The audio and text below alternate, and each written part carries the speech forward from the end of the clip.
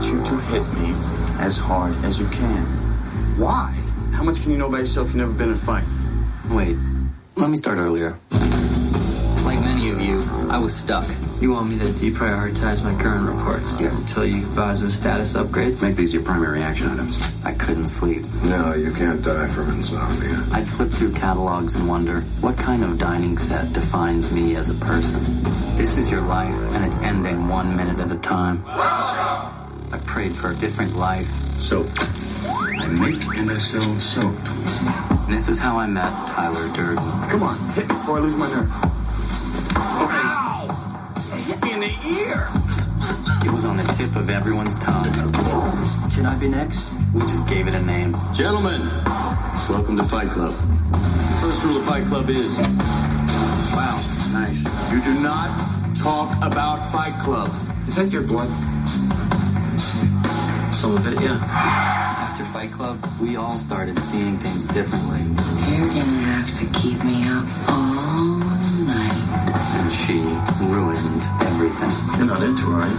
No, God, not at all.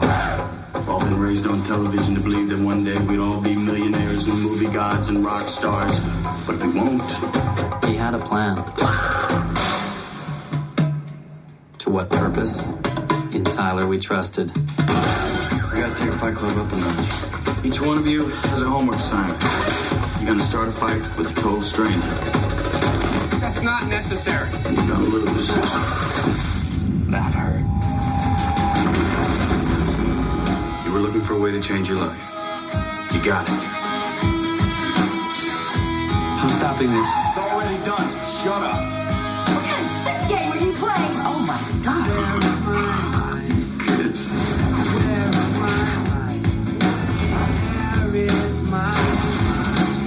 This is too much. In the end, you will thank me. Wow! Wow!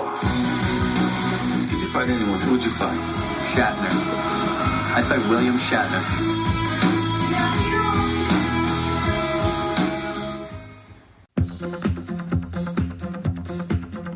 Welcome to the show, everybody. Welcome back. Oh, my goodness. I mean, I feel like this podcast has just turned into the podcast like it's 1999 podcast. Ooh, I love that. 299 movies in a row. I did not mean that, but it just sort of...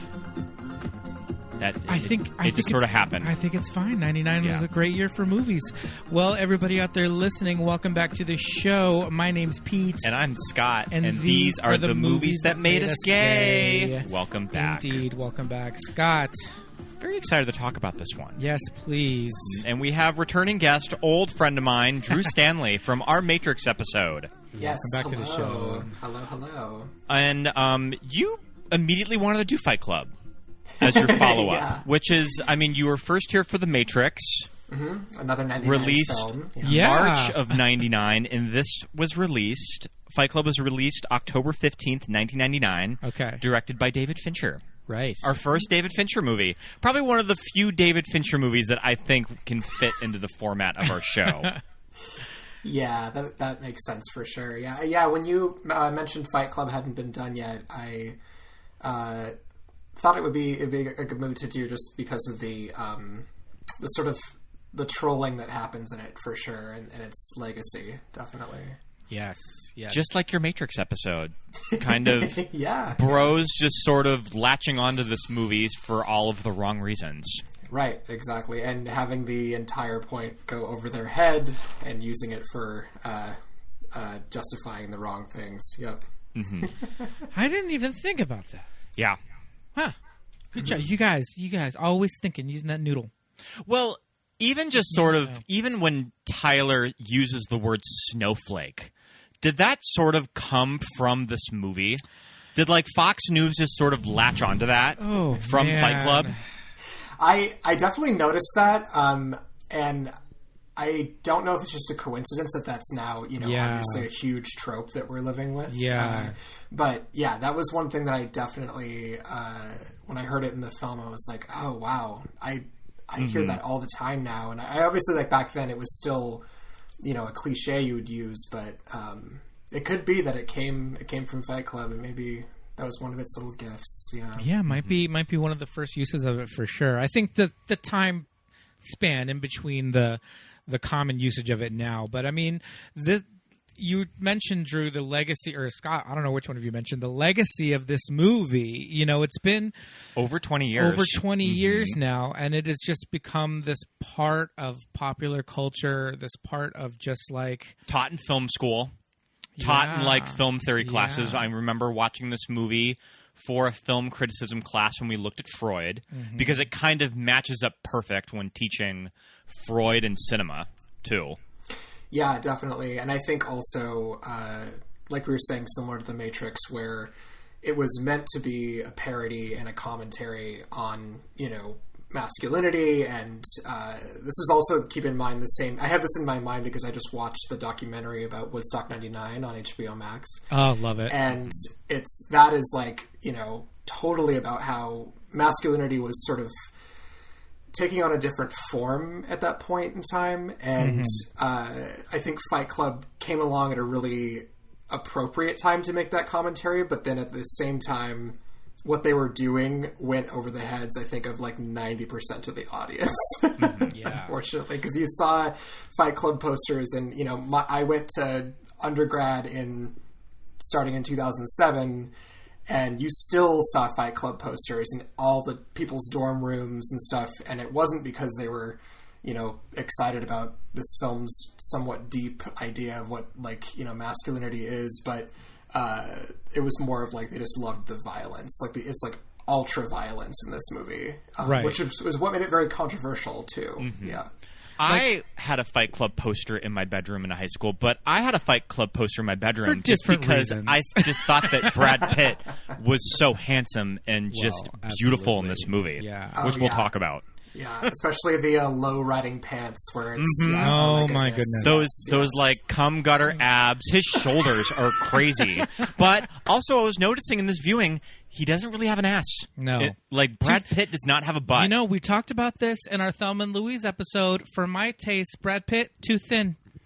Yeah. I think I'm like the Dion of the Dion of like our big. group. I like him big. Yeah, he's too lean is my problem with Brad Pitt. I think that's why he was cast as this role. Is he represents like, you know, the inner masculinity of the main character, and so like he the idealized he sort of version had of this himself. Right, exactly, this the like Adonis that you know people worship when they think about, like, you know, stereotypical masculinity. So it makes sense. But yeah, I agree. He has like it like almost well, it's just unrealistic is how he looks for sure. Oh, absolutely unrealistic. I'm definitely the type of body that a lot of gay men try to obtain. Oh yeah. Well, I think before this, like, you know, there's a lot of talk about, you know, these days about how male actors in movies, even going to like TV shows with like high school characters, you know, Riverdale and all that.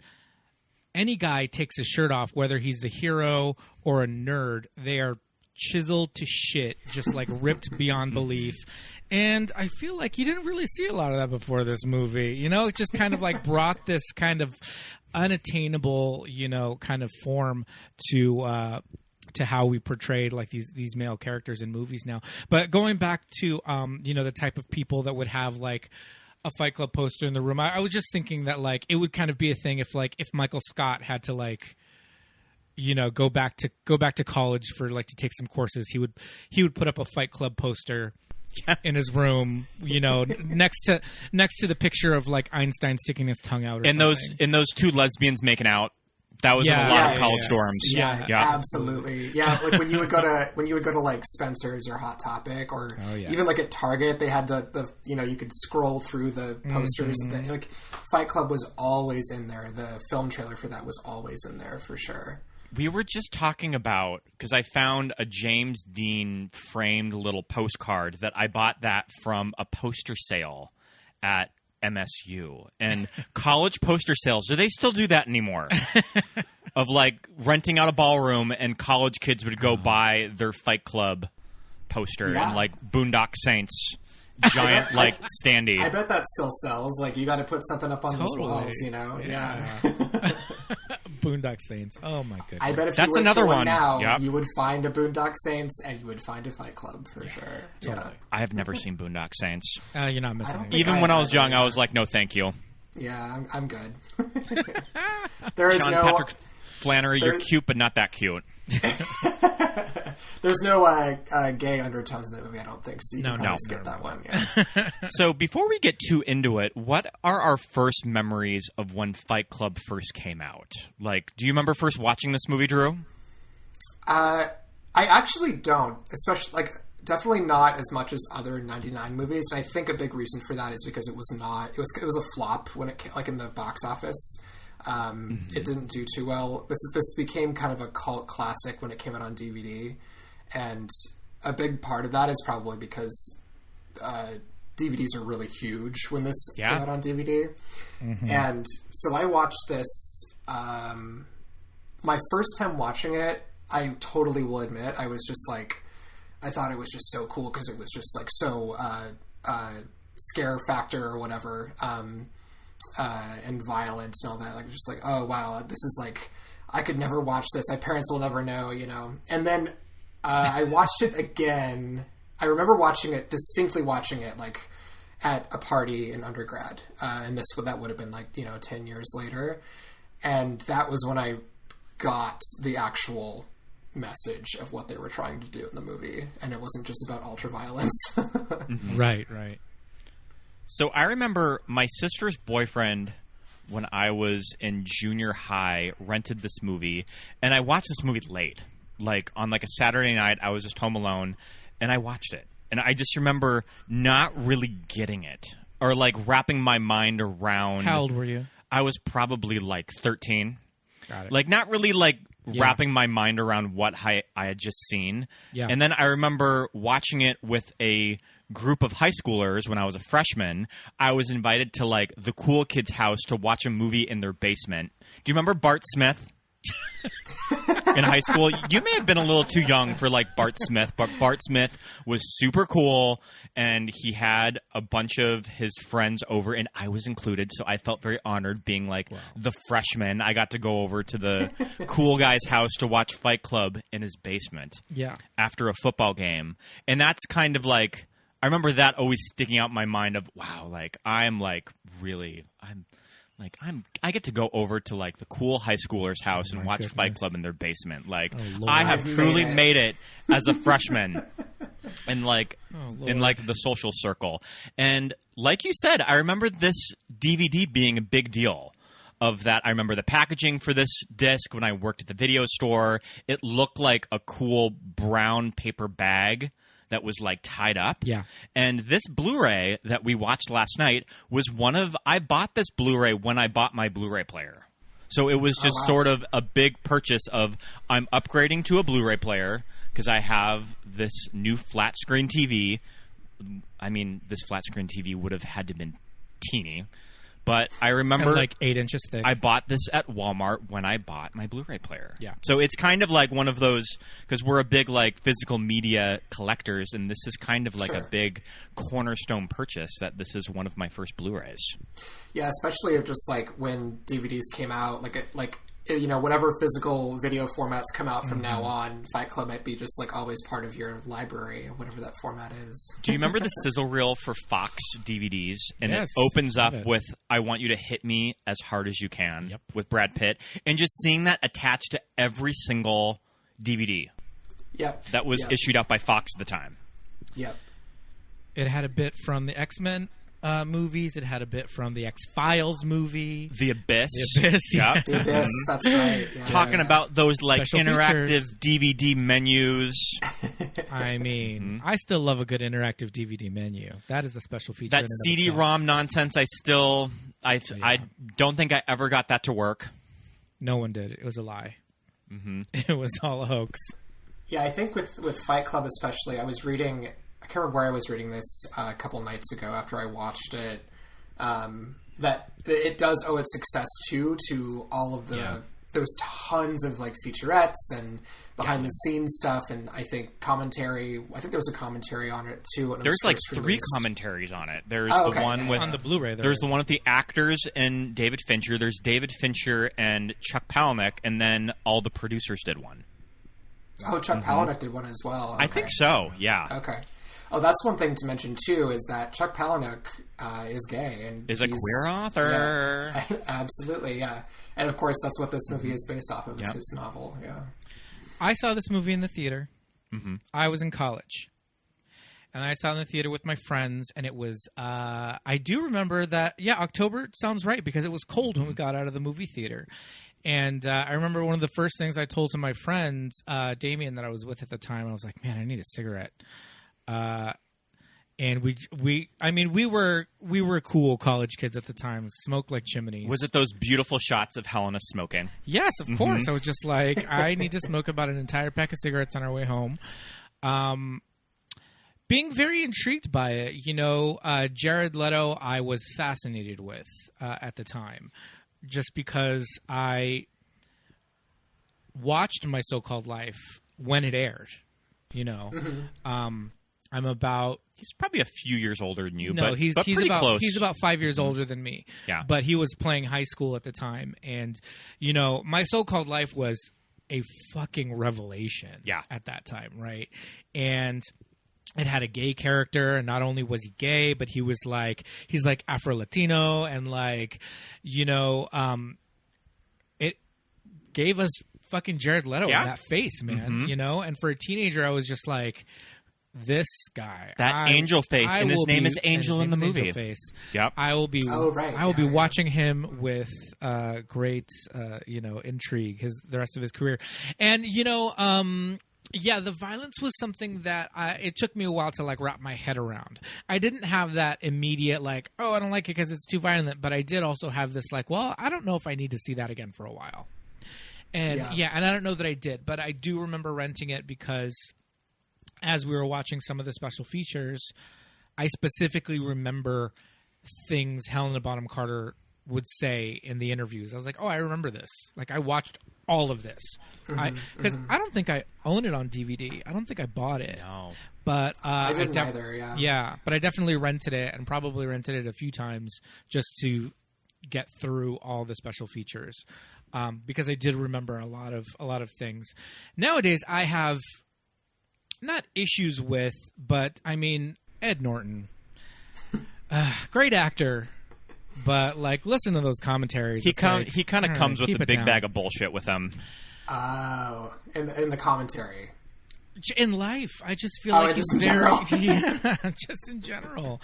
I think he's just so just self-important and I don't know. He kind of just a blowhard. Well, especially at this time in the late '90s, still kind of had this chip on his shoulder that he got his first Oscar nomination for his first movie. Yeah. Yeah, that's true. It was American History X before or after this movie? It was before. Before, yeah, okay. Because his big breakout role was Primal Fear. And I think that he had Fear, just come from the stage. And that was a big deal. It's who is this man? And gets a nomination for Best Supporting Actor. And that's the first movie he's ever done. Yeah. Yeah. Yeah, I definitely think I do like him in this movie. And I also will say I do think he's hot in his own right in this movie. But I understand that for sure. There's an air about him. Yeah.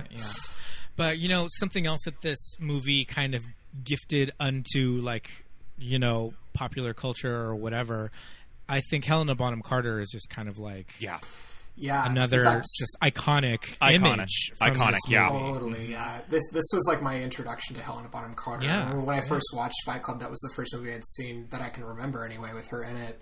Yeah. And she just she's probably my favorite character in this movie, and probably she was created by, I feel like she just was created for gay men. Yeah. I'm trying to see if this was before or after Merlin, because I'm trying to remember. This was the year after Merlin. Merlin came out in 98. So that might have been the only thing that I had ever seen her in, the television Hallmark production of Merlin with Sam Neill, because I wasn't watching Wings of the Dove You know? Well, I was going to say, I knew of the movie Wings of the Dove, and I think that I had actually seen Wings of the Dove prior to this movie that my mom had just rented. Yeah. Like, what was 12-year-old Scott doing watching Wings with the Dove? But, I mean, Right. I had to pop that VHS in. Yeah. But, yeah, she made that Best Actress lineup in 97. Yeah. So she was definitely someone that was crossing over to American audiences. I mean, she had worked since the 80s, and she had a very public affair with Kenneth Branagh that sort of broke up him and Emma Thompson. So she had this reputation, but I don't think that she was ever in something contemporary. So this was very out-of-the-box casting. And that when you sort of read on IMDb the actresses that they went through to get to Helena Bonham Carter, David Fincher mentions that he point-blank offered this role to Jean Garofalo, and she was a little turned off by all of the sex content of it, so she said no. And I think that it's later been revealed that Edward Norton sort of vetoed Janine also. See, fuck that. Yeah. Yeah, why? I mean, who knows? But, like, that's yeah. I think to me, Edward Norton was probably of the mindset of she's a comedian. She's not an actor. Mm-hmm. Yeah, she's a stand-up comic, you know? And this movie needs actors. I mean, that's just not... That isn't fair, yeah. And I would imagine that someone like Winona Ryder was probably discussed as Marla, too. Mm-hmm. I can see that for sure, yeah. Which I could see this role with either Winona or Janine. I think that it would have worked, but Helena is just so fucking incredible in this role. Definitely. I mean, it was just perfect for her to be cast. Like, all of her other characters after that, like, that you see, she's always this sort of dark, brooding, mysterious woman, and she just plays it perfectly, for sure. This is how I met Marla Singer. Marla's philosophy of life was that she might die at any moment. The tragedy, she said, was that she didn't. Doesn't have your name. Who are you? Cornelius? Rupert? Travis? Any of the stupid names you give each night? She also, like, obviously she became kind of a Tim Burton character for a long time, like in every single one of his movies for a long time. But then, like, her character in the Harry Potter movies, Bellatrix Lestrange, she does a perfect job with, and she's very similar in those movies to her character here in Fight Club. Yeah, and I think we owe so much of Marla's visual look, her styling, to her. Like, so much of that is just like, I want my makeup to look this way. You know, my hair is just crazy and wild, and that's just all her. I think something to me that stood out from this character, like, her wardrobe was so great. It was just so kooky, and these, like, fur coats and, like, all this crazy stuff, and the bridesmaid's dress and all that. But she always wore these platforms, right? Yeah. And I mean, that was functional because she's so much shorter than Brad Pitt and Edward Norton. She had to somewhat be at eye level with them. But it also just kind of, like, it speaks a lot to this character. Like, Marla's just wearing these chunky platform boots and, you know, walking around town looking like a crazy person. Stealing people's Levi's. I love that scene. Yeah. So, you know, this movie is, on the surface level, it is so very much like, you know, hetero and, like, bro, this and that. But, you know, the Marla character is just that. She's that female character that we, you know, as the gays, like, can latch on to. She's funny, you know. Yeah. Everything out of her mouth that she says it's all dark. It's all super dark. It's super, you know, heavy. But it, you know, she, like, tries to commit suicide. We don't know if this is real or if this is just, you know, an act or whatever. But, like, all these lines are so dark, but she just delivers them in this immediately hilarious way, you know, and you're just like, I want to be her. And she gets railed by Brad Pitt for, like, half the movie. So. Yeah, when I rewatched this week, I was like, she is giving such hard, like, drag queen in a gay horror movie energy in this movie. Like, that's exactly the like vibe that she has in this, which is she was absolutely just written as, I think, as, like, a character that a gay man would just love, for sure. Yeah, and the character never comes off as too one-dimensional. For such kind of this very broad character type, it could be very one-note of how an actress could play it. She's not playing it too deadpan. Like, there's an interesting range with how she plays Marla. I love the looks that she gives Ed Norton when clearly she's, like... Yeah. She's kind of getting it, like, oh, you're fucked in the head. Like, what is wrong with you? when she's Yeah. in the kitchen, that he's not really recognizing that they just had this night together, and just sort of the looks that Helena gives him. I think she's so good in those scenes. Yeah, those are definitely... Yeah, that scene you just mentioned where they're in the kitchen, like that was the kind of the first moment you get, the first indication you get of like what the whole plot of the movie is, as far as like his relationship with Edward Norton and Brad Pitt, but also her looks are what give her the sort of depth in her character that you wouldn't get otherwise. I don't think she has her facial expressions just show that she has like huge rage and like big sadness for sure. There's a lot of depth in her character. I feel like Winona could have done it. Yeah. But like I'm trying to think of anybody else that I would have been like, oh yeah, that she would have been great. But like, I don't know if Courtney Love quite has the range to pull off, you know, something like that. That's where you need an quote unquote actress. Courtney Love is a great actress when she's like really suited for the role of like The People versus Larry Flint, but I don't know if she would have been as successful. Maybe Marla's too on the nose with something like Marla. I don't know. Yeah, especially at that point in time, I think Courtney Love would have been too. Yeah, you're right. On the nose, absolutely is exactly what it would have been for sure. Yeah. So Marla is definitely kind of a key in for like gays to love this movie, but I mean we of course have to talk about Tyler Durden, the body, the body. Yada yada. I think just the name Tyler Durden. It's like if you meet any guy and he's got a screen name, a password, an email address with Tyler Durden, run away, turn around. Yeah. Yeah, he also probably thinks he's a really like a huge film savant. Like, please go, get out. Yeah. Turn around. Yeah, but we can like this movie. Yes. Well, we're being critical. Yeah. Well, I was telling Pete last night that prior to this movie in the late 90s, Brad Pitt was in a lot of really terrible movies. That I think that he was really lucky that David Fincher offered him this role, because he was in like crap like The Devil's Own, Meet Joe Black, 7 Years in Tibet, like a lot of duds. That I don't know if his career would have had the momentum to go further had it not been a role like Tyler Durden, too. Yeah, and a role that was like really controversial. Like, I mean, I think it obviously put him on the map in a good way, and like it was good for his career. But it suited him really well. Like he does a great job as Tyler Durden for sure. Yeah. Well, I mean, when you have like Roe and like the Million Moms, like, boycotting this movie. I remember watching Rosie at the time, and Rosie saying on air, I don't remember her giving away the ending on air, but I remember her saying how she hated the movie and how disturbed she was by it. Yeah. And they mentioned on the commentary that I think that they must have done the commentary pretty close to the release of the movie, because they talk about Rosie, and Brad's just like... He's mad. Brad is pissed that Rosie told the ending of this movie. Of just like, how do you like that? Oh, she spoiled it before she the movie spoiled came it out. on air. Before the movie, or maybe no like idea. the weekend of the premiere. Yeah. I had no idea. Yeah, pretty rough. Yeah, I mean, I kind of...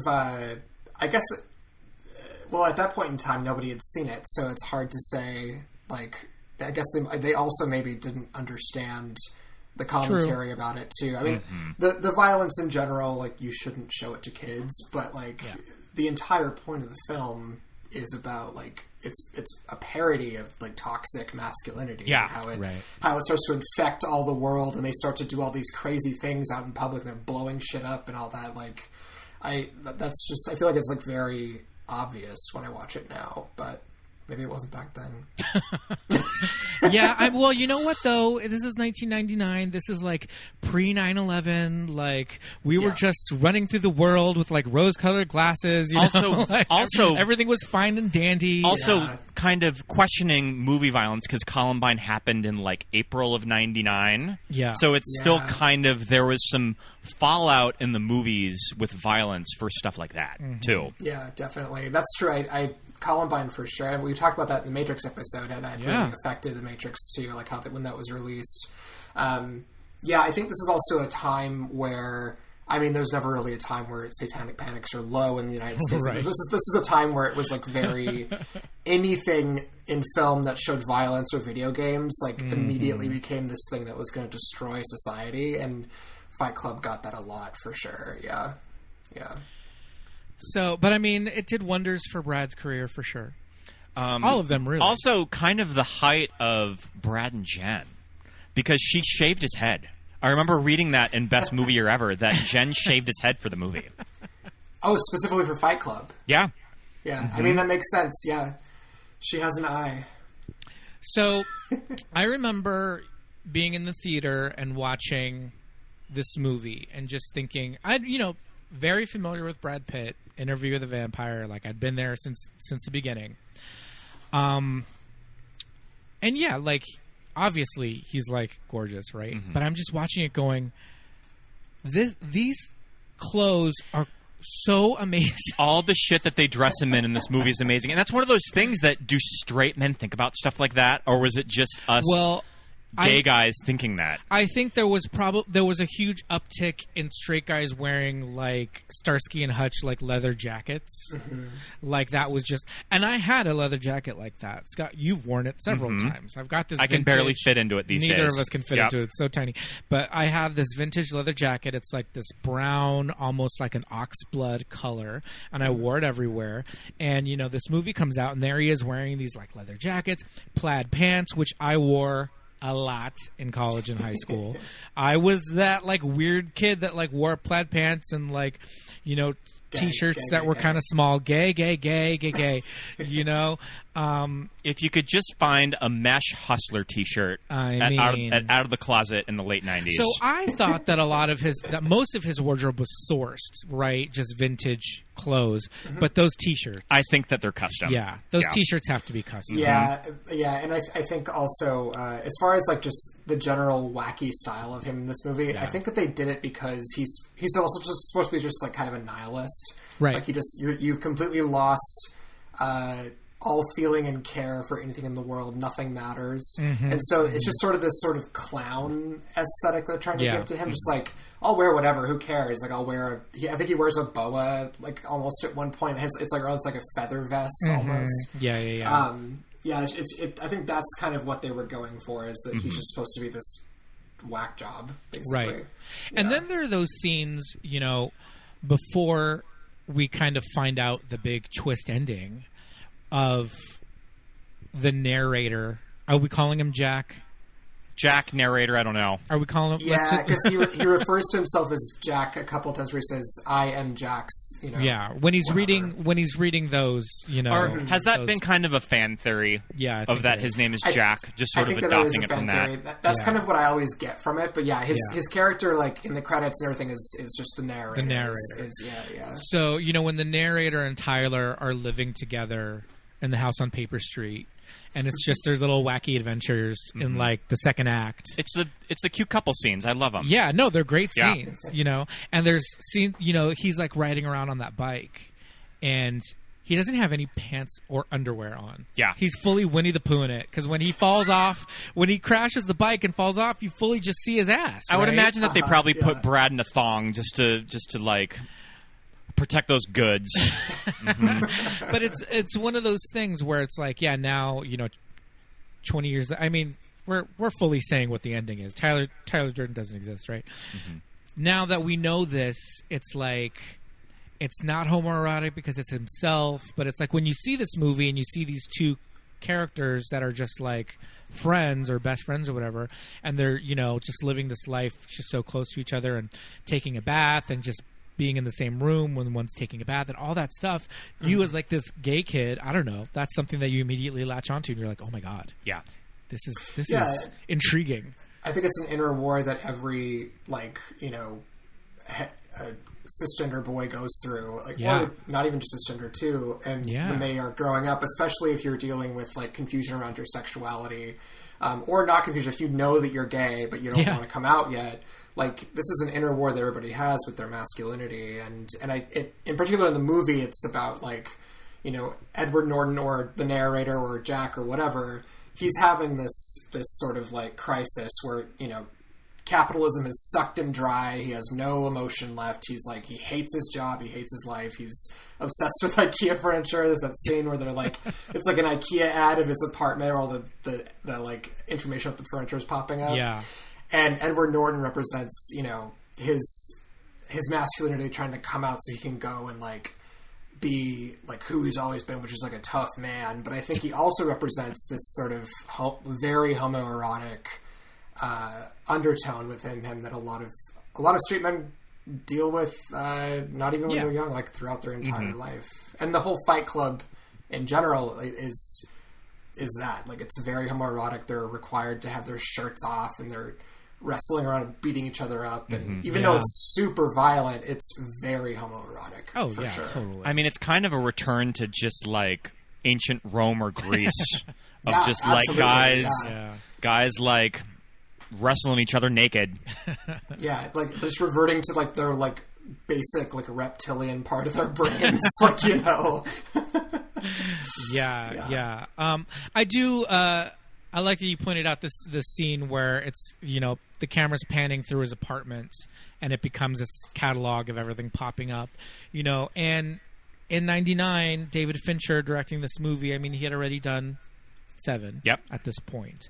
But a lot of things that he's done in this movie were kind of revolutionary at the time. And now they're still cool and really interesting to look at and all that. But a lot of things were just kind of like taken and done to death with like the opening credits sequence. Yeah.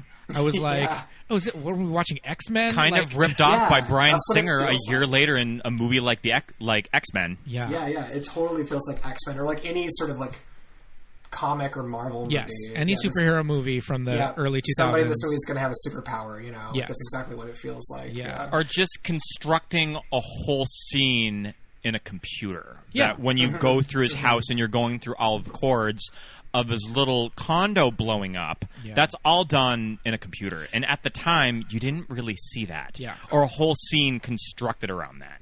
Yeah, it was pretty groundbreaking. You know, like '99, of course, again, movie of groundbreaking special effects elements.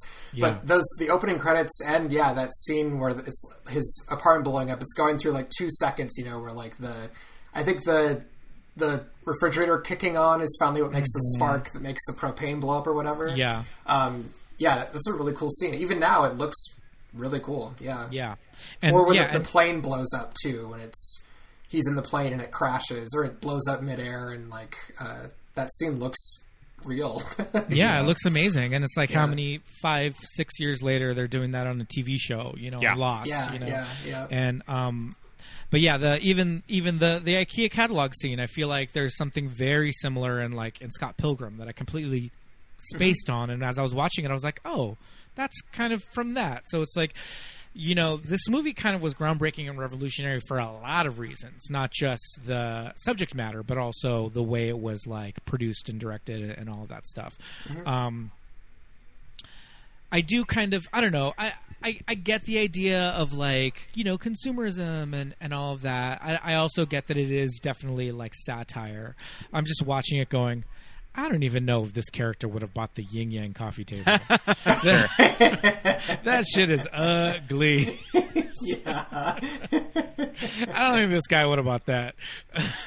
Yeah, looking at they were stereotyping what, you know, like yuppie furniture looked like at that time. I was just like, oh man, like, I mean, some of it I would buy maybe, but most of it is like, and then too, the thing is like, I feel like I remember at the time going like, wow, that's a really nice apartment. Oh, right? Yeah, Just yeah. like And this is like it just looks kind of cheap now. Yeah. Right. Like all of that sort of assembly line IKEA furniture. Totally. Yeah. I mean, it's also, it's supposed to look like an IKEA catalog. Like IKEA literally went in there and set up a showroom, and that was what the, you know. Yeah. They talk about in the Best Movie Year Ever chapter, David Fincher talks about how just sort of shocked he was that he was employable after this movie, because he talked about how just livid studio execs were at Fox over all of those scenes critiquing capitalism, consumerism, because you know who likes money is movie executives. And that's a big part of the reason why they didn't properly advertise this movie, just because they're like, it's a flop. We don't even want to spend any more money on this movie. Yeah. So they That's just sort of wild. like hung it out the dry. But just everybody in Los Angeles was just pissed at this movie that worked in the industry. Oh my god! It's like I like how that element of it is what made them pissed off. It wasn't like the like misogyny or like the graphic violence of Brad Pitt like spitting blood in the like person's face who owns the basement they're fighting in and stuff like that. Wasn't enough. It was the critique of capitalism, and that's kind of how they tried to sell the movie. Was they wanted to make it look like a boxing movie or like a movie about fighting. Right. But they were like, how dare you include Krispy Kreme? Or like putting a baseball bat to like the VW Beetle. Yeah. Or like, I mean, maybe I shouldn't like the end about the credit card stuff. Like that's the whole like culmination of the movie. Yeah, yeah, totally. I mean, kind of the sad reality is with the movie industry now, I don't think a company like Fox makes a movie like this. It's the companies like Neon and A24 would be making a movie like this, and you would just cut that budget like 75% of it off. Yeah. No CGI. Yeah. No IP in those movies. Yeah, exactly. So, okay. We should talk about the narrator and I don't even know, like, he's got insomnia, he can't sleep, he starts going to these meetings, right? These like they're kind of 12-step meetings, but they're support groups. Yeah, for like the first one where he meets Marla as a cancer. I think it's like a male breast cancer support group. Yeah. And it's testicular cancer. Oh, testicular cancer. That's right. Yeah. And they're almost like parodies of support groups. Like this isn't sure. really like they're not going for realism with any of this too. No, yeah. It's very heightened.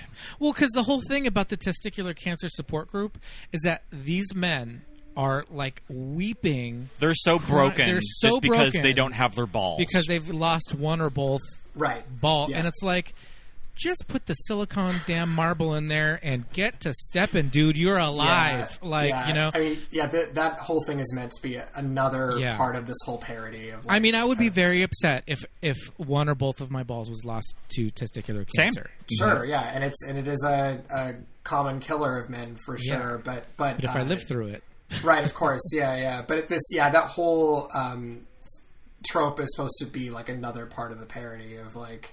Yeah. He's gone to this support group to like maybe feel like more of a man because these other men have completely lost their manhood, like literally and figuratively. Yeah, I think my favorite parts of Ed Norton's acting in this are his early scenes with Marla, where he's like bargaining with her about like, you take this day and I'll take this day because I need these groups and all that. And when he's just like, ooh, this bitch, like I hate her, she's a tourist, all that. Which one do they really want? Is it the TB one?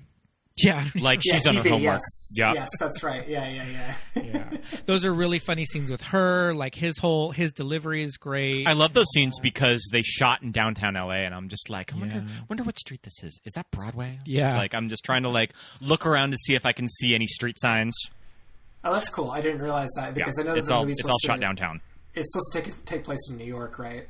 Well, that's the thing that I was going to bring up. Like Seven is not specifically set anywhere. Right. Oh, okay. It's not stated anywhere, and it's specifically ambiguous. I think they're sort of doing a similar thing in this movie. And I think they're trying to do something like that in this movie, where you can just say, this is New York, this is LA, whatever. Although, what I did notice in the final shot, when we just watched it, is that as the buildings are going down, in the far distance is downtown Los Angeles. Okay. Oh, yeah. Well, yeah, and it's also...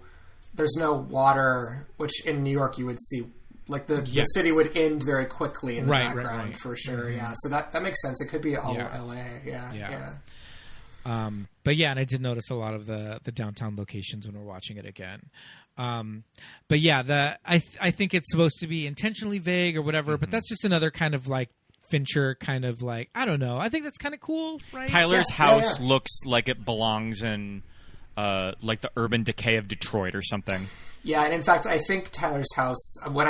Every scene in that, like you rarely see like an establishing shot of that house. Like you see like two of the entire time, and it's almost like supposed to represent the narrator's like mind, I think. Just it's deteriorating, is falling apart, and he's in that house with Marla and Tyler Durden, and he's dealing with like his inner demons in that house, you know. But this like Addams Family like house, like you said, when they show establishing shots of it, it's just sitting there like in this desolate like wasteland.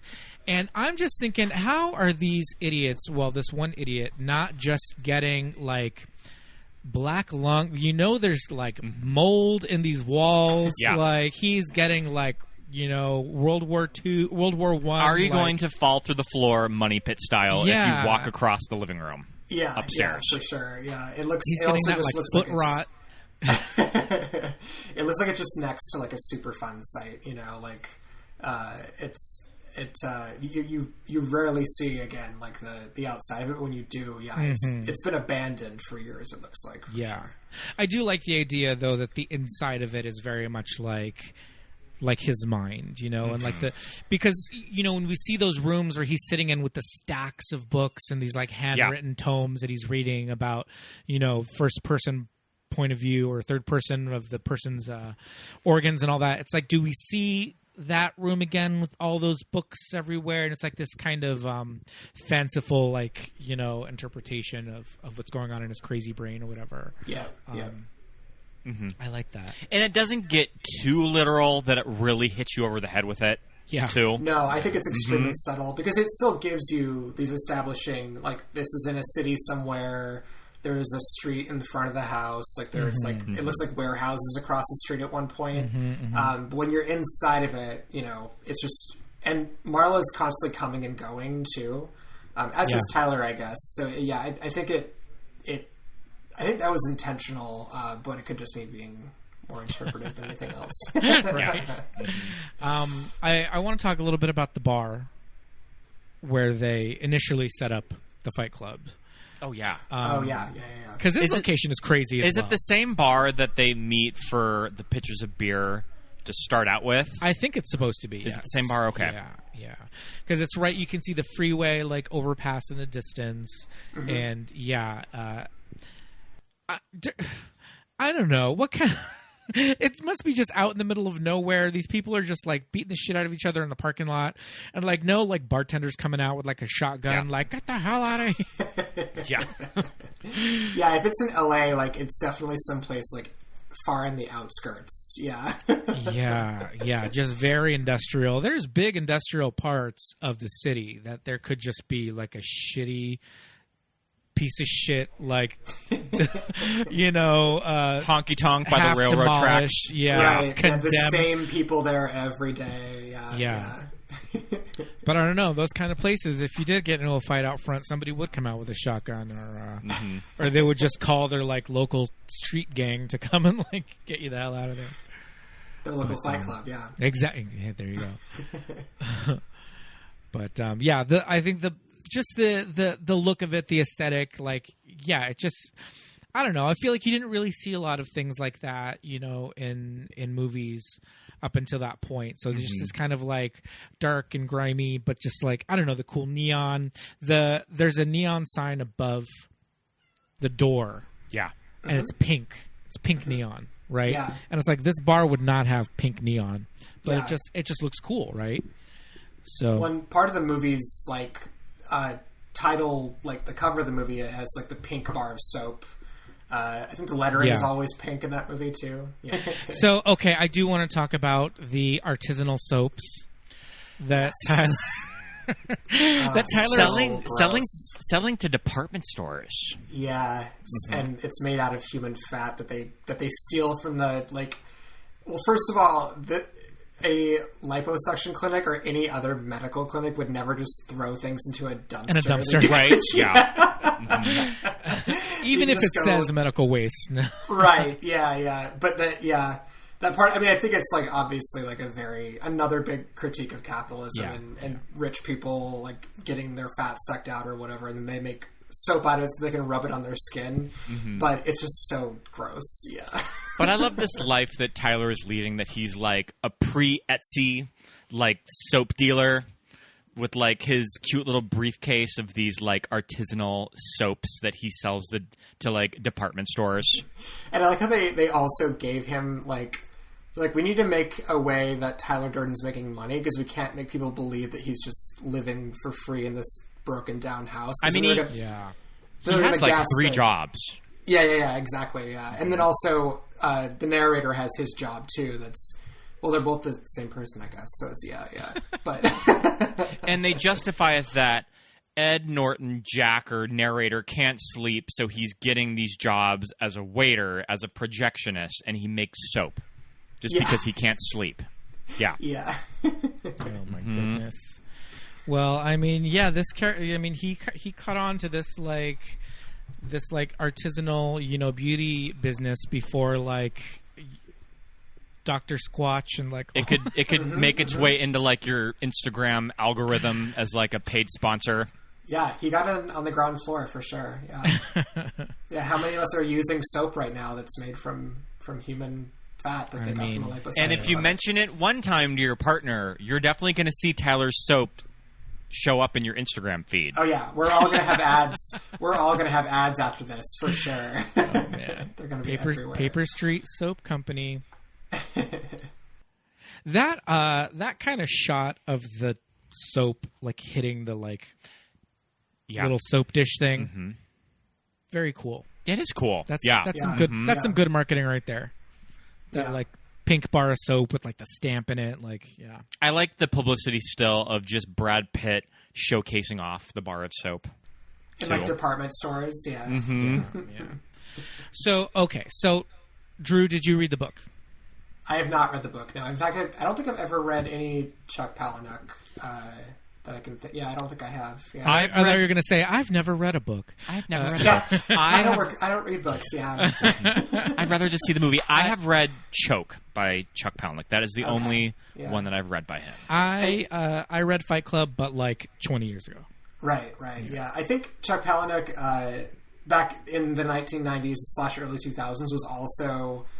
It was a stereotype that like people who were like considered themselves to be like literary but weren't actually like they loved Chuck Palahniuk. Definitely. Much like when they're like people who think they're like film buffs but they really aren't actually like loved Fight Club. Right. You know? Right. What the only thing that I remember from the book, like literally the only thing, is when the narrator meets Tyler, they're alone on a beach and Tyler is naked and he's building something out of like driftwood on the beach, and like it's like this art thing, and then the shadow of it makes like the shape of like a hand, and I think it's supposed to be like he says he's building a sundial, but then when he's done they both look on the sand and it makes a shadow of like a hand like reaching out or something, and it like describes him like being like just fully naked, and the narrator just being like, "Oh, you're not wearing any clothes." Yeah, and that's it. They should have kept that in the movie. Yeah, why did they leave that out? That should have been Brad Pitt's introduction. Is Brad Pitt naked? Maybe there's going to be like a long held out director's cut that we're going to get here in a few years. There you go. I like it. Special edition. That said, I do think that the scene where he meets Brad as the single serving friend sitting next to him in the plane is successful, though. I do love that scene. That is a great scene for sure. Yeah. That is it also really just establishes him as just being, he just does not care about anything. What do you do? What do you mean? What do you do for a living? Why? So you can pretend like you're interested. Okay. You have a kind of sick desperation in your life? We have the exact same briefcase. Soap. Sorry? I make and I sell soap. The yardstick of civilization. And this is how I met Tyler Durden. Yeah, but again, that's something that if I'm on a plane and the person next to me starts saying all this stuff about consumerism and I'm putting in my I'm just gonna put in my music. Yeah. Oh, thanks. That's very interesting. I've got to finish this. Yeah. I really have to watch Bridesmaids. I'm writing a report on it. So I'm going to go back to my movie. I also wondered in that scene too, when he says the thing about how oxygen makes you high so that you'll be all high for when the plane crashes. Yeah. That is a pervasive thing that people say. Like they still say it to this day. They think that's actually what it's for. When it's not. When the cabin depressurizes, you need oxygen because there's no oxygen up in the You're like way too. up in the sky. But people say that all the time, and I think it totally just comes from this movie. Oh, it has to. It sort of created this urban legend of plane crashes. Yeah. Sure. Right. Well, exactly. that kind of brings up another point. You know, there are several times in this movie where Tyler explicitly gives you the recipe for dynamite, nitroglycerin, C4, all this stuff, and it's like, I don't know that that's correct. Yeah, well, I would hope it's not correct. Yeah, for sure. But like, how many people are mixing equal parts like orange juice concentrate and like, you know, ammonia or whatever, and like nothing happens? Yeah, I would hope they didn't just give away that recipe in a movie. But especially I think a movie like Yeah, I think they specifically, you know, were like, okay, let's change this up a little bit because people are gonna, you know, and they did, like you said, people are taking things from this movie and parroting it as you know, facts or whatever all these years later, when it's like, this is just stuff to, you know, drive a point home or whatever. Yeah, and it's like all just part of him just being like this kind of just idiot who just doesn't care about any. He represents just like this like super hyper masculine nihilist, you know. Yeah.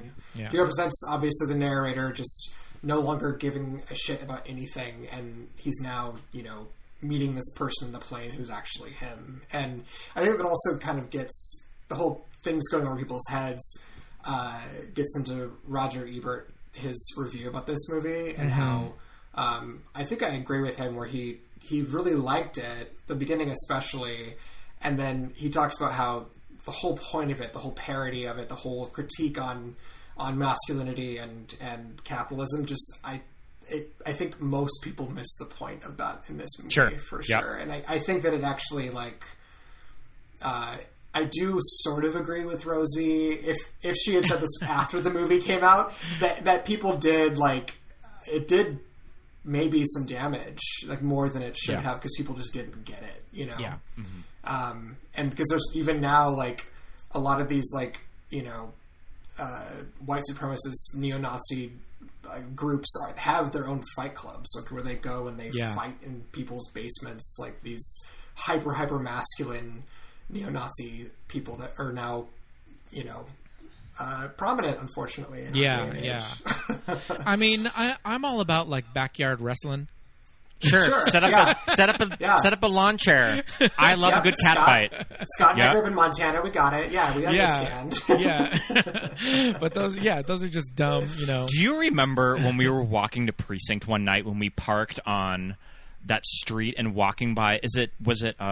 What bar do we always walk by? On the way to and we saw a full out cat fight that ended up in the middle of the street on Hill Street in downtown and LA. That's the first time I've ever seen two girls just like go at it and just being like, oh my god, like they are really they like in the street, they're really in the street fighting each other, and they're being broken apart by their boyfriends.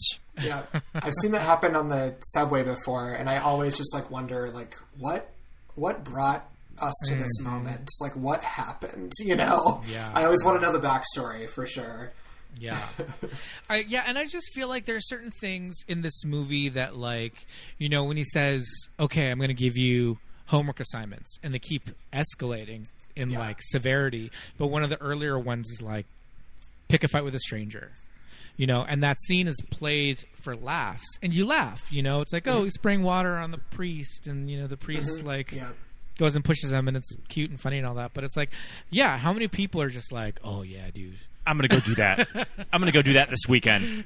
And those homework assignments are supposed to serve as a way to like make a bunch of these men like reach their breaking points too, so that they join this fight club. Like that priest is like trying to like not escalate because he's a priest, and then eventually he starts to like punch this guy. Yeah, and I think it's implied that priest probably joined the Fight Club, you know. Yeah. And I think that's a big, because the movie, as it goes on, the Fight Club starts to grow, and then he starts to just meet people in random places who are like, they'll like whisper like, "I think you're great," you know, that they know who he is. Like the bartender with the halo. Yeah. Oh my god! To this day, I laugh every time. I'm just like, really, dude, the freaking halo, and he's back. It's like his bow tie, just like washing glasses, just polishing glasses. I mean, it is called out by Ed Norton that this shit is crossing a line. Yeah, that scene, because obviously, like, Ed Norton gets into it and is like loving the Fight Club. It's this outlet for him. And then there's that scene where Tyler Durden is gonna kill the gas station attendant. Like, he just is gonna go shoot him in the back of the head. And of course, he eventually doesn't, because he brings him. He sort of recruits him in a way where he's like asking what he went to school for or wanted to go to school for and things like that. I think that's like the first scene where we see Ed Norton start to regret, to really question it. He's like, what are we doing? Like, why are we doing this? Yeah, and then that sort of brings us into where he's starting to really just question all of it, and then, you know, questioning Tyler's existence in general. Yeah. What? Oh my god! What was I going to say? I totally had a fart. There's a lot of like urban legends or like theories around this movie too, like whether even Marla is real or not. Or like I've never heard that. Yeah, there was one I read about how like they think Marla is also just in his mind, like that she represents another part of his mind that he just hadn't like acknowledged yet. Yeah. Do you see Marla interact with anyone that's not Ed Norton? Just the Fight Club guys that like kidnap her. Oh sure, yeah. Yeah, and there is that scene when we first meet Marla where they're walking out of the support group and she's walking across the street. And I love that scene. Just like, it's like she like isn't even there, you know. They're honking though, like, I think. That's true. They are honking, yeah. I think maybe it's supposed to just be like she doesn't care. Yeah. You know? It's like she's just like whatever. David Fincher talks about on the commentary when he was directing that scene. And he's just like, yeah, just walk out in the traffic. The cars are they know what to do. They're going to stop. And he said that Helena just did it. Didn't even question it. Like, she just walked out in the street, like walked off that curb, and he said that he could sort of hear all of the shit on her jacket and stuff just sort of hitting cars and just being like, oh my god, like, she did it. I just assumed it was all digital because there's so much digital in this movie. The bus is probably digital. I'm shocked it wasn't a stunt double. Yeah. I like that. I like that idea that like he kind of conjured Marla as well. Mm-hmm. The subliminal imagery in the movie was just like, shocking. Like, grab your pearls. That shit is like. Was that a giant dick? There's the like freeze frames that just kind of pop up in a few of the scenes. Yeah. It's only really in the first like 15 minutes of the movie. Yeah. Before they formally introduce him. Mm-hmm. Yeah. And then they show the dick at the end. Yep. Right before the credits. And it's way longer than one frame. Mm-hmm. Not that I counted.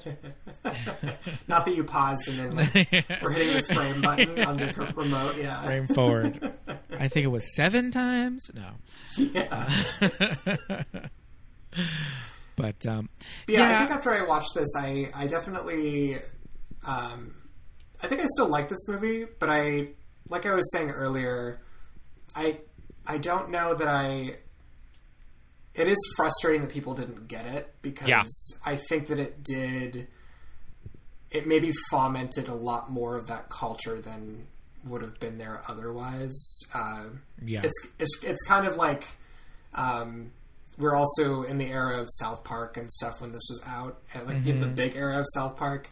Yeah. And I think that it justified a lot of people to like be like, oh, like beating the shit out of each other is cool, because they didn't actually understand what the directors and producers were trying to do, you know? Yeah, totally. And then, you know, we listen to a bit of the commentary and just kind of, I can watch it and just think like, okay, maybe they're laying on the whole like consumerism thing, like a little thick, like when they go in and they demagnetize all the tapes. It's like what that's like in the video store. Like what's like demagnetizing copies of Alien gonna do for your cause? Yeah, it's like just like kids just want to like rent movies, man. Like what the hell? Like you're just like, oh yeah, you're really sticking it to the man by like, I guess it's like entertainment and the movie industry and all that stuff, but it's just like, I don't know, to me, and again, it's not a critique of the movie, just this is what the characters are doing, but I'm just saying like, how is that like disrupting anything? That's just like ruining people's evenings. Right, yeah, and it's like, especially with renting stuff, you're not creating more trash by renting a movie. In fact, it's better for the environment to just have people renting movies rather than buying them and stuff, Absolutely. And that's a consumerism is all about like buying things you shouldn't, and you're not really buying anything. You're just renting a movie. Yeah. So some of the things I'm like, all right, calm down. What are we supposed to do? Just like sit at home and like read, like encyclopedias. No, you're supposed to go to someone's basement and beat the crap out of each other. Yeah.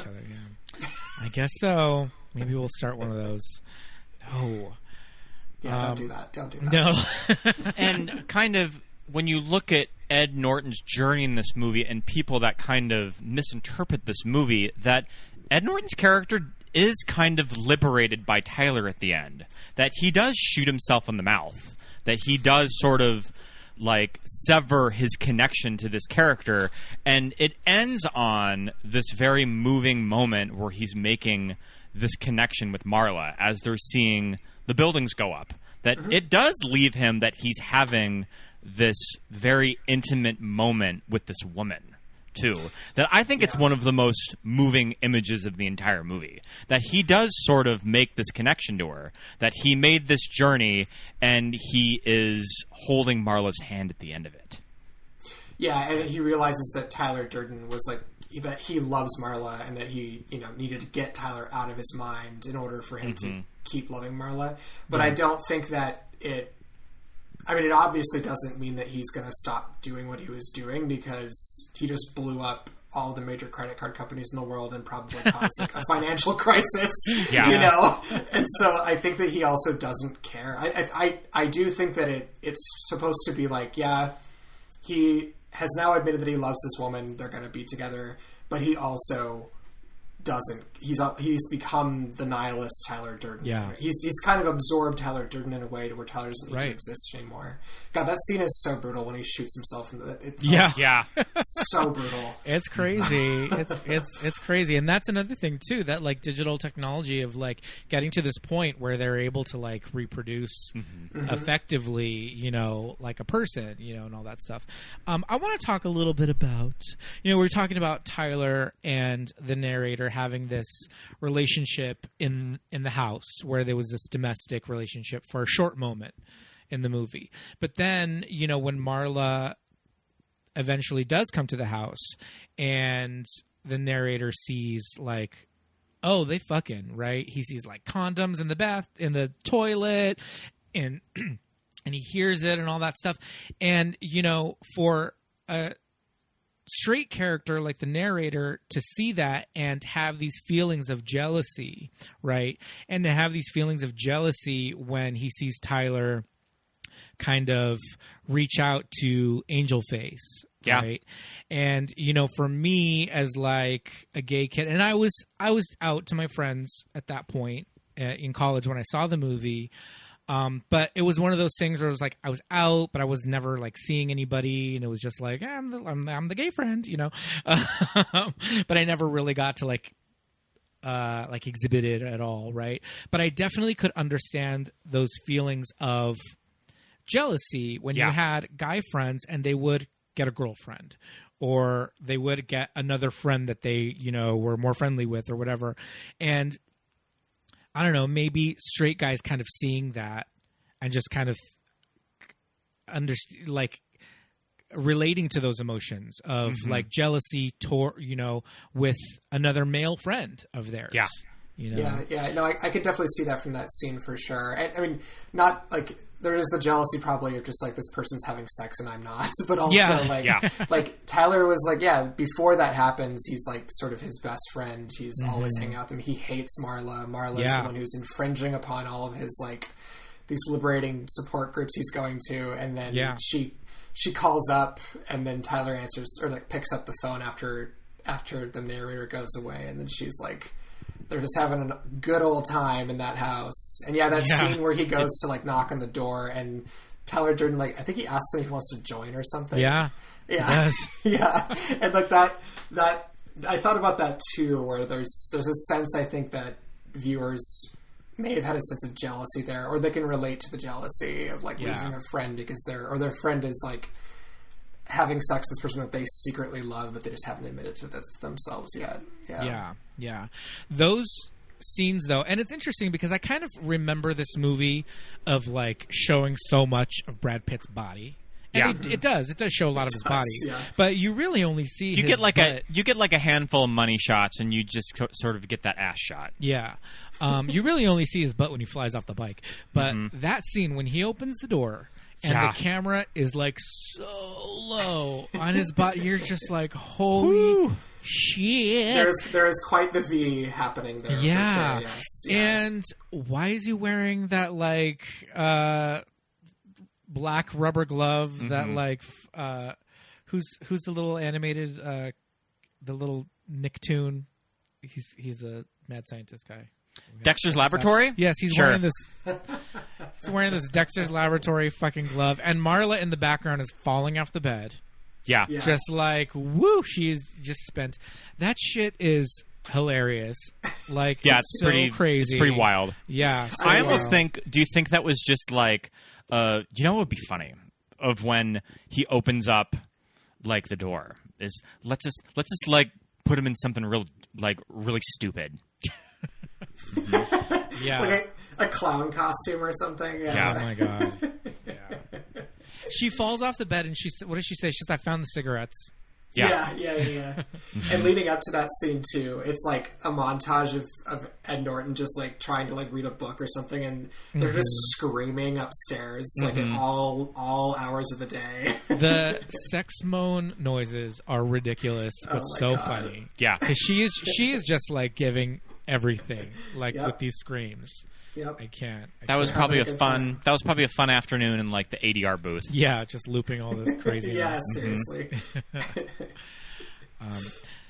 But yeah, it's interesting because this movie is so like hyper masculine on one end, but it also does have, I don't know, it has these little moments in there that kind of, I don't know if they're built in to like have just like straight guys to examine certain things or certain feelings that they may have, because it's like, why does he get so pissed off at Jared Leto and like break his face? Because Tyler is like talking to him, He's the pretty new best friend. Yeah, right before that happens, the scene that he gets mad at him, like Tyler tells him to come with him instead of Ed Norton, when usually he was doing that with Ed Norton, and so that kind of makes him, he gets jealous, and that's why he beats the crap out of him. Yeah. There's also that scene in the bus where they see the naked model. I think it's for like an Estee Lauder ad or something like that, and I think Tyler Durden says like, "Is that what a man's supposed to look like?" I mean, it kind of looks like what Brad Pitt looks like. Yeah, right. Yeah, exactly. And they would have had to have known when filming that scene that it was very, like, there just has to be, like, a sense of irony when directing that scene. That clearly you're seeing that, like, what Brad Pitt looks like. Yeah. That he has, like, materialized this underwear model for his imaginary best friend. Yeah, and I think that scene was so intentional of just like that. Yeah, this is what like when a lot of men think of masculinity, especially when they're like dealing with a mental crisis, an internal crisis, where a lot of them do, especially at young ages. Like that's what they think is like the standard that they're setting for themselves, is this like this Adonis look, this model who can like be on a bus ad. Yeah, this Brad Pitt character in the 1990s. I mean, the gay community can definitely relate to that. Yeah, I mean, the gay community is constantly doing that, and there's tons of people who like there's like a lot of body shame. There's a lot of that happening for sure, because even if they won't admit it, like that is what the ideal a lot of them are achieving, is that they want to be this, like, you know, Brad Pitt in Fight Club look for sure. I blame Brad. Yeah, it's his fault. I blame him for all of it. Yeah. Fat phobia. Thanks, Brad. Yeah, definitely a lot of fat phobia in the gay community for sure. Yeah, I did think that it would have been kind of clever because you don't see the model's face in that particular bus ad. So I did think it would have been clever if it was Brad. Sure. Yeah. They should have just had Brad pose for that.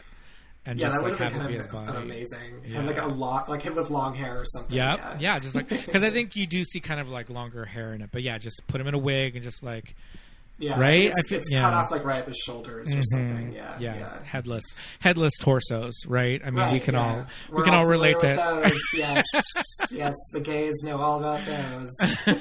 Mask for mask. Yeah, mask for mask. Yep. Yeah, gym mirror selfies. Absolutely. Yeah. Yes.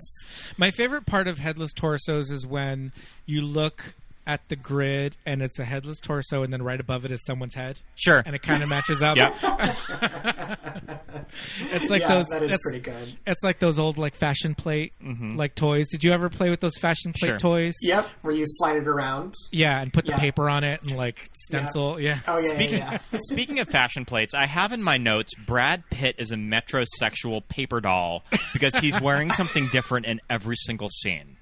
That's like, okay, what are we going to dress Brad in this scene? What are we going to dress him in this scene? What kind of cute top are we going to match with these, like, leather pants? Yeah.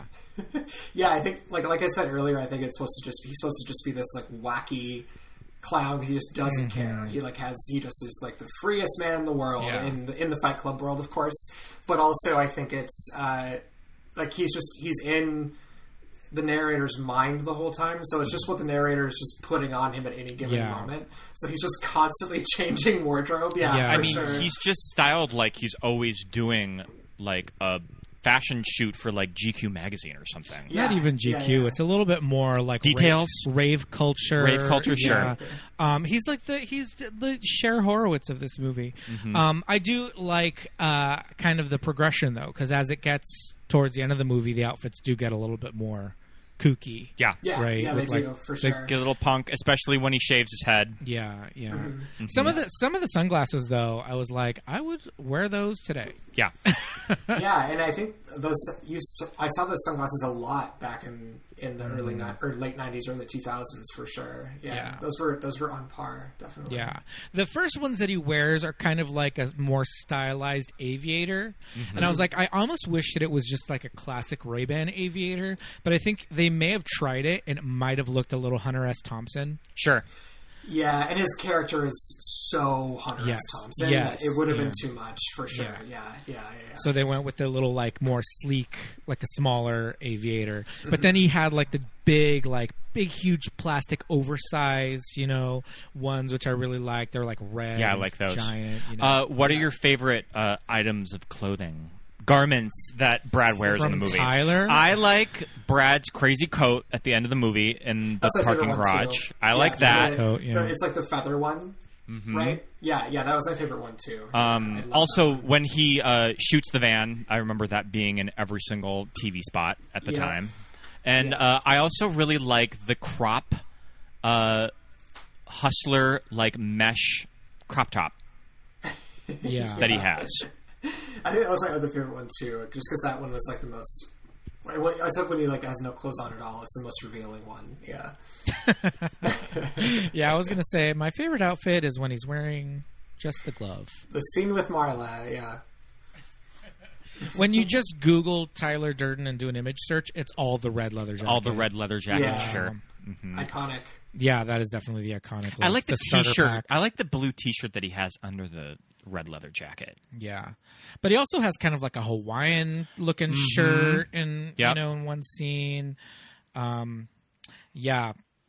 I do really like the crazy coat from the last scene. It's a little It's so huge. Yeah. Yeah. But I want to see like a paper doll book of what Brad wears in this movie. Yeah, I would buy that for sure. yeah, I mean, also Marla's looks too. Like, I like her big kind of fur, coat, like affair that she's wearing in the last scenes of the movie. Mm-hmm. Yeah, all of her clothes. I mean, all of her looks in general in this movie are just so good. Yeah. Her hair, especially. Yeah, I was just gonna say the hair is. I didn't remember it just being so short. I always remember the little tiny top knot little ponytail, which is like, oh my god. I think Helena Bonham Carter just does that to her hair, like sure, natural. Yeah. Like she's no stranger to wearing something kooky on the red carpet. We should also give a shout out to this costume designer. It is Michael Kaplan, and Michael Kaplan, Pete, did the costumes for Blade Runner. Oh, cute. He did Blade Runner, Flashdance, Clue, Big Business. Oh my God, he did Big Business. Iconic. And then he's had a working relationship with Brad Pitt because he did Seven. Mm-hmm. Okay, all right. Yeah, well, I can totally see. Yeah, that makes sense for sure. Like, especially Blade Runner. Yeah, I guess a working relationship with both David Fincher and Brad Pitt. Yeah. Sure. Yeah. Interesting. Well, we're definitely going to have to. We're going to come up with some sort of a Tyler Durden kind of a slideshow to show off some of our favorite fits and fashions. Mm-hmm. Yes. Yeah. And it's one of those things that, like, we're straight guys doing that, like, dissecting everything that Brad Pitt is wearing. Yeah. Probably not. Yeah, subconsciously, I think. But definitely not as outward as we are. Yeah. I mean, I think it's still probably to this day a big Halloween costume for straight guys, just like definitely. I'm going to do a Tyler Durden look. Oh, I saw a lot of Tyler Durdens in undergrad at Halloween parties for sure. Yeah. And I think just like that leather jacket just kind of was immortalized in this movie, and I think guys were just on the hunt for something similar. I mean, all of the thrift store finds in this, I mean, that's like the holy grail of like thrift store finds. Yeah, definitely. Good luck finding that leather jacket in this city now. Yeah. Yeah, no way. Maybe on consignment, but all right. So what have we missed so far in our analysis of Fight Club? We haven't gotten too dry with our like critical analysis, which I like. Because you can definitely make a conversation about Fight Club very clinical. Yeah, definitely. And I think also you could make it like critical to the point where you're like, this movie was awful or whatever, which is what people said about it a lot, including the producers. But they had, one reason why they didn't like it, or not the producers, the execs. But I think, I like I was saying earlier, I agree with kind of Roger Ebert's analysis at the time where like it was a good movie. And I think if you get I think that their message was, I obviously agree with their message that toxic masculinity is bad.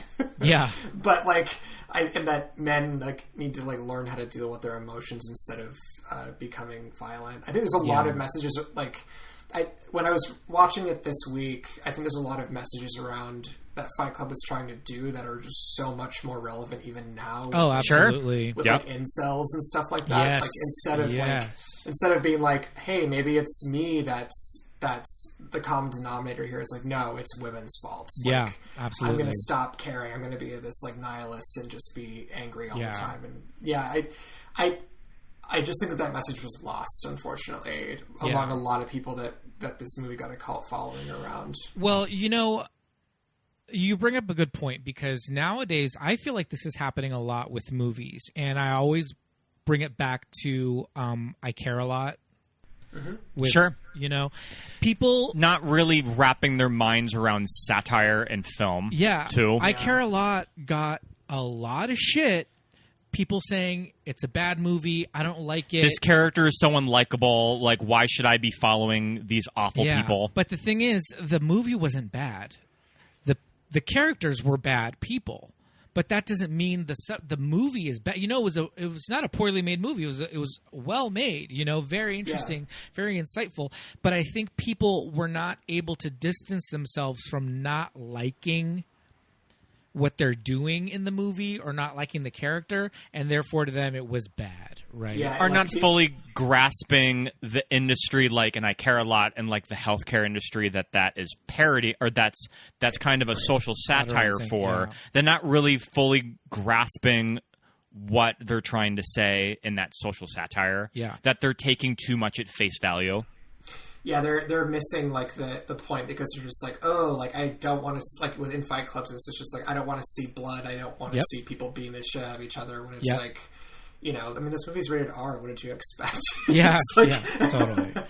And not that like, you know, I don't like love violence, obviously, but it's like this movie was about like how like violence is bad. Like that was the whole point. Yeah. It's a parody of it, but people took it as like glorifying it, and unfortunately I think people took it glorifying it as a critique, and also people took it as like this movie is so cool because it's so violent, you know. Yes, yeah. That was the point they got from it. So I can see both sides of that argument.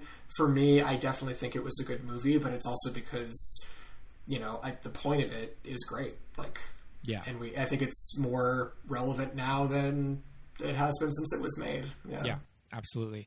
And you know, rewatching it for the podcast, I haven't sat down and watched all of Fight Club in many years, and I think it really held up, you know. Yeah. I mean, all of David Fincher's movies are pretty impeccably directed too.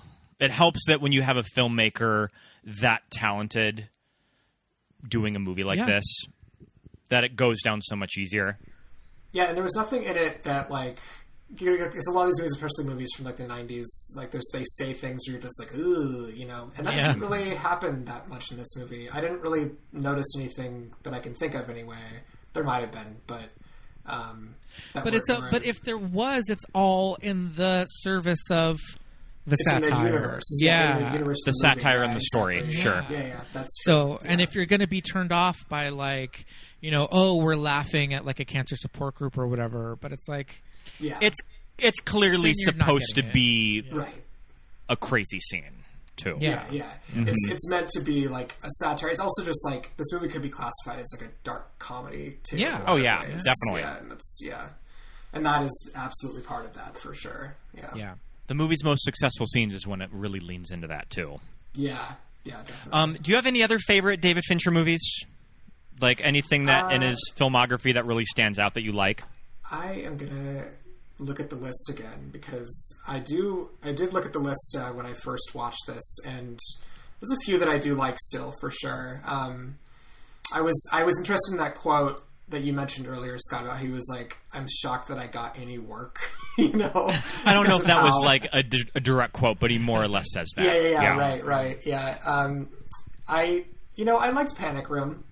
Didn't mind that movie. I like Panic Room. He also did Girl with the Dragon Tattoo. Mm-hmm. Yeah. That was a good one. About that.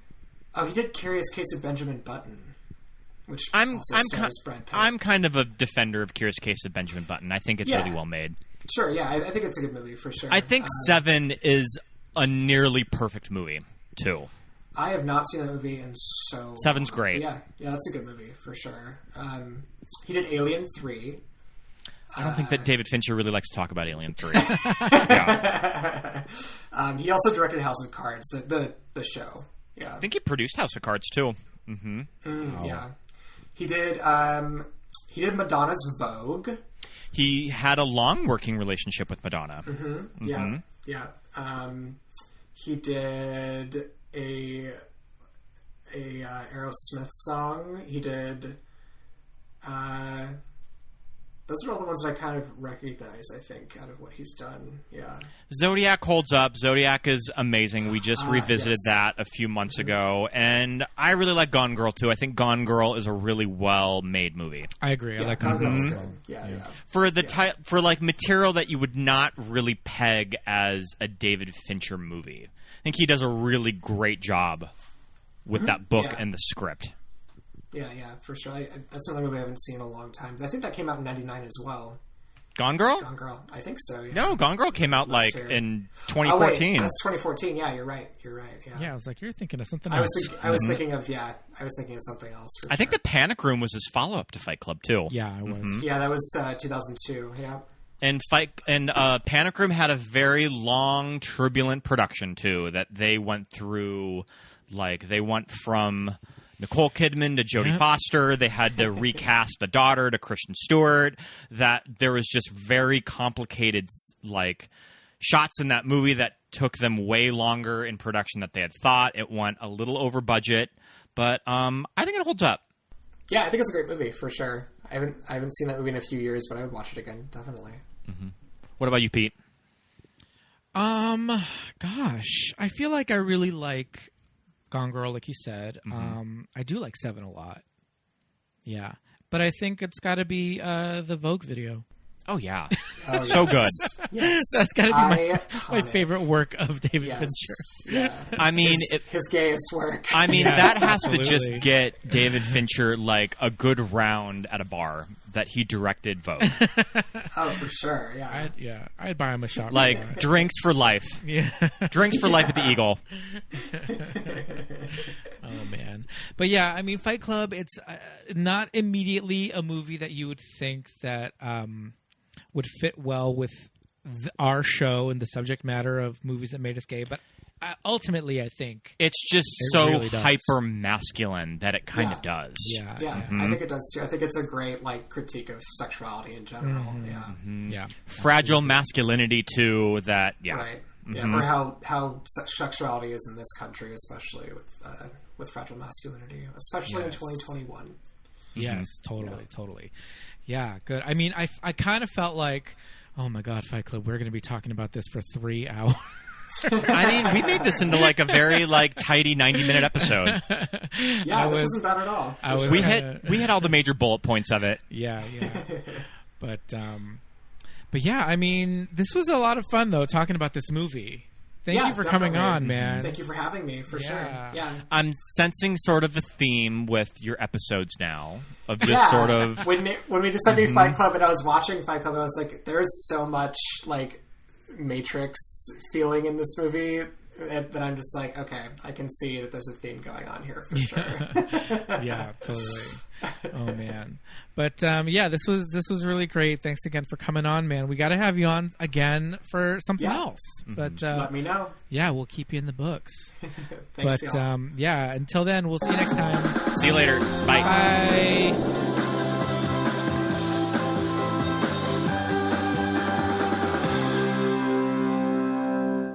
And thank you so much for listening, everybody. Thanks so much. This was a lot of fun. And this shit is going up in a mere hours. Yeah, man. You guys You're are getting like, this hot off of... Kind of live. Mm-hmm. It's almost live. Yep. But for all of our wonderful listeners out there, it is that time. Are you talking about Patreon shout-outs? Patreon shout-outs. Woo-woo. We've got a new patron. Chris K., thank you so much. Thank you. Thank you for being a friend. We would also love to say hello to Susan, Barry, JJ, Brandon, Leighton, Shelby, Merle, Michael, Charlie, Heather, Paul, Jamie, Drew, Jimmy, Genevieve, Dawn, Josh, Emma, Millie, Aaron, Melinda, Jim, Jessica, Nick and Shannon, Christine, and Rufino. Thank you so much, everybody. Thank you. Thank you. Head over to patreon.com/movies that made us gay for a ton of new content, including Watch With Us commentary tracks, monthly newsletters where we give great movie reviews, catch up with what we've been doing, just like around town, out and about, just some fun pictures of our adventures. Yep. Seeing movies, going to the drive-in.